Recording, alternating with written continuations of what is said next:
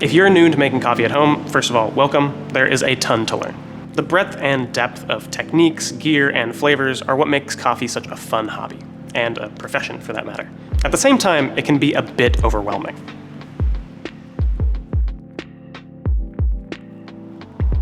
I know when I started making my own coffee and pulling my own shots at home, I was making more than a few mistakes. If I could go back in time, I could have saved a lot of time by giving myself a few key pieces of advice, and a coffee grinder. As of yet, I can't do that, so today I'll be paying it forward to the newbies by sharing a few tips I'd wished I'd had on my first day as a baby home barista. If you're a newbie, get out your notepad. If you're not, send this to one. There's still time to save them. The first thing I wish I knew is that fresh coffee is everything. It's easy to hear that and think, well, of course fresher coffee would be better, but surely this 2-month-old coffee I have on hand won't hurt. No, it will hurt. Okay, maybe it won't hurt, but you will be figuratively shooting yourself in the foot. Old coffee doesn't just taste worse, it's also uniquely bad for pulling a shot of espresso due to the forces involved, and makes pulling a decent shot of espresso near impossible. It's like using a weighted bat while also standing in quicksand. Using coffee that's anywhere from a few days to a month off the roast date on the bag is ideal. If the bag doesn't have a roast date, you can just toss it. I'm half kidding, of course, but any decent roaster will include one. Your best bet is just going straight to a local roaster, or trying one of the many excellent roasters from around the country available on MistoBox, which you can find on our website, by the way. This leads right into the second tip. A good grinder is also everything. Using freshly ground coffee is at least as crucial as using fresh beans. Oxygen in the air reacting with your beans is what causes them to go stale and lose their flavor. When you grind coffee, you're making it 100 times easier for that oxygen to get in there and destroy everything tasty. Grinding immediately before brewing, no matter what brewing method you're using, is vital for getting a good cup. On top of that, the ability to control your grind is vital for good coffee, and beyond vital for good espresso. The specific size of your grounds determines how accessible all those tasty molecules are to water, as well as determining how much resistance they'll have to water passing through them. Imagine the difference between water flowing through gravel and flowing through sand, or even mud. Grinding your own coffee gives you direct control over this variable, and it's about as important as having control over the gas pedal in your car. So, pretty important.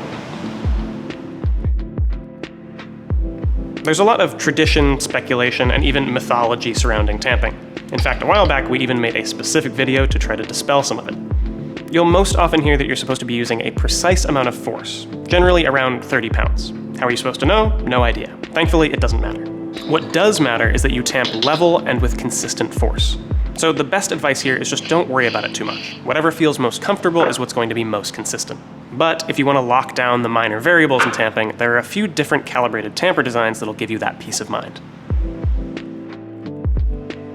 Eyeballing coffee is like eyeballing a cake. Maybe someone can do it, but it's probably not you, and the best bakers and baristas out there are not eyeballing it either. A good scale that can weigh accurately down to the 1/10 of a gram is your best friend when it comes to making good coffee. A basic coffee recipe consists of your weight of ground coffee, the weight of water used, and the amount of time elapsed during brewing. A scale allows you to brew any coffee just as the roaster intended, and it also allows you to repeat that perfect cup day after day.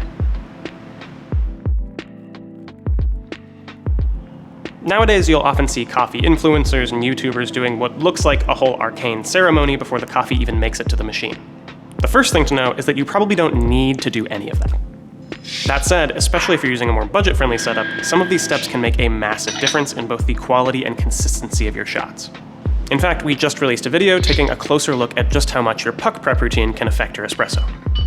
You can go all out and get a tumbler, a distribution tool, and a fancy WDT tool like the Moonraker. You'll probably enjoy every moment with them, and you'll definitely pull some tasty shots in the process. For most people though, using a WDT whisk like this one is a simple and affordable way to get the most out of your setup. I also find it pretty satisfying, but that might just be a me thing. Latte art is beautiful and fun, and when you see a pro do it, it'll look effortless. Well, to save you a little pain, it's not effortless. At least not at first. Even in a cafe setting where you're pounding out hundreds of drinks a day, it still takes weeks to become competent at it.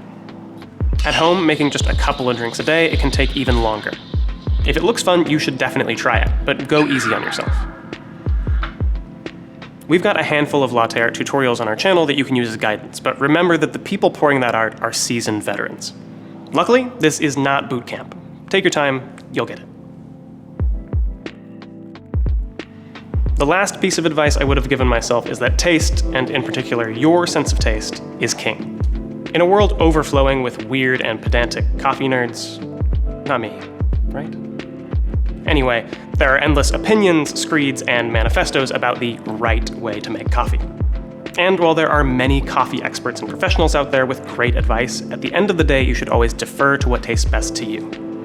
Everything I've listed here, and almost every piece of coffee advice out there, is a guideline, not a law. You won't go to jail if you don't rinse your filter before brewing pour-over, or you prefer a coffee when it's technically under-extracted. The haters on the internet don't drink your coffee, you do. At least, that's what I tell myself.